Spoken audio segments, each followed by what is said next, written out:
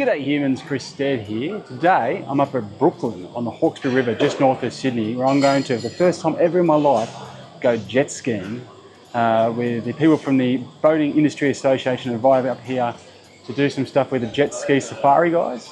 So I'm going to go and jump on a jet ski and give you my thoughts not only on what jet ski safaris offers up here on the Hawkesbury, but also what it's like to actually go on a jet ski finally after 45 years of waiting. Let's do it. Are we there yet? No!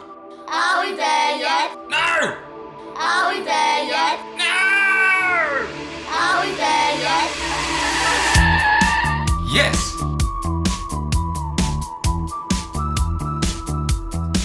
Dad, I'm hungry.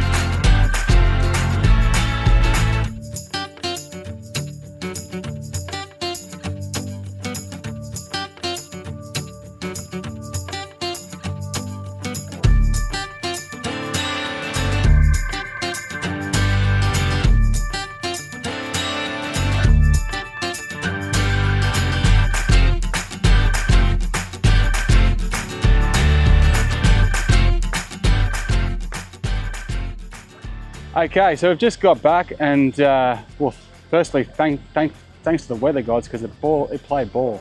So it was really quite smooth for most of it, and then a little bit of chop on the way back. So it gave me two kind of variances of the experience. But yeah, so first up, what a lot of fun. Like, honestly, it's been a bucket list item for me for so long to do a jet ski. And every time I kind of get there to go do it, it's either just out of my price range or it's too challenging for one reason or another. So I'm really thankful, very thankful to these guys for giving us a chance to let me do it. And yeah, look, so it started with a safety briefing. So you get a life jacket, fit the life jacket, get in a safety briefing. It was the safety briefing first. And then it was a little tiny bit overwhelming at first, but then they kind of take you through a video, explain everything to you, and then you just fill out like a questionnaire where they talk you through it again. And by the time I went through that, I was like, okay, I've got it all. And then fit a life jacket, came out, sat down here on these ones behind me that you can see just there. And you know, a few basic instructions. It wasn't too challenging to know what to do. Like there's neutral, there's basically just putting it to 4 knots, and then there's just flat out. Or just you pull the little throttle, which is like a bike brake trigger, and off you go. It's interesting because my temptation was to kind of take it like a go-kart and like basically lean straight in. But it doesn't have anything near the same instant response as you do when you got on tyres, right, on a road.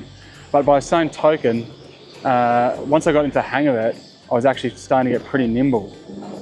You can kind of lean into it. It's just a bit of a delay, and it kind of like it moves like that a little bit to a certain extent. So it's a little bit of drift, I guess you could call it. Now, once I started working out how to hug kind of the lines and get in, so we go off on this tour. The way that these guys do it is we took off, did a few little kind of practice sessions doing S-bends, one at a time, getting any instructions that we needed. And they put you in order of fastest to slowest.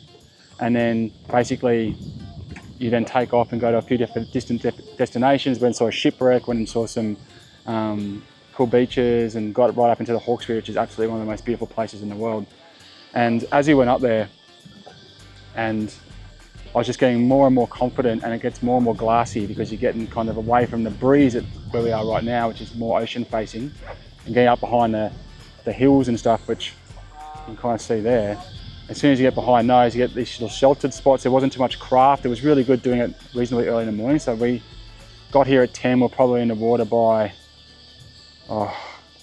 close to 11, 10:45, 11, and then we got back about, I'd say 1-ish, 1:15, something like that. It felt like a long time. It felt like plenty of time. And yeah, and then up there, I just basically, by about 15-minute mark, I was on flat chat as fast as I could get to, which got to about 82, 83 kilometers an hour. And I was feeling pretty confident until we hit some boat wake and stuff. And I was just like, oh, how do I handle this? And I kind of got off it. And I probably should have just powered through it, but instead I kind of got off the throttle and just bang, bang, bang, bang, and then just took off again. But yeah, just so much fun. And so I definitely wish I hadn't waited my entire life to go jet skiing, because I'd really want to do it again straight away. It would have been great to have done it with the kids on the back. So hopefully I can get back up here and see what it's like with the kids, doing it as a family experience. This is just me solo with a group of other journalists. But yeah, definitely I think anyone's going to be able to do it. There was a pretty decent range of people that were with us. A couple of guys, probably 2/3 ladies, mums, probably aging from 50 to 30 roughly, somewhere in that range. And everyone was like, it's not like we weren't waiting for anyone, like really. Like I was one of the fastest ones, so I was at the front, and then we'd get to kind of a meeting spot and turn around and everyone would be there within a couple of minutes. So if you're thinking about it, you're thinking about going jet skiing, I'm standing on a floating wharf here.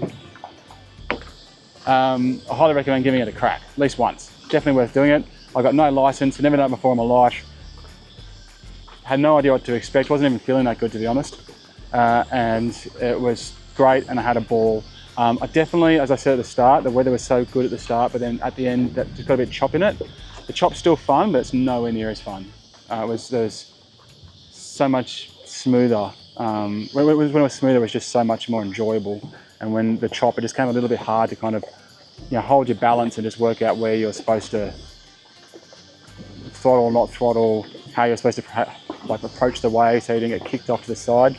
I will say I was worried about some huge jolt going through my spine. That was a huge worry for me. Didn't really happen in the end at all. And I was really worried about just powering too hard around a corner and just kind of catching an edge and flipping. Never happened. None of us even got wet. So not even my feet got wet. I just didn't get wet at all. Although the last guys that came in, it just came in then, some of those guys were soaking.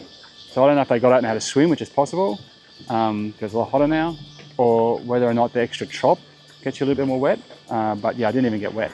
Could have just done it in my normal clothes. So anyway, those are my thoughts on jet skiing for the first time ever. So if you're young and know, do it.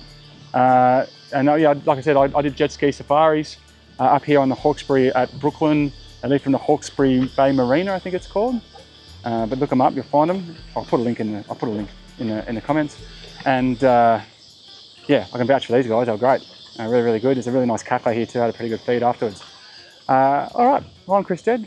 Thank you very much for watching. Until next time, I'll check you later. Ew.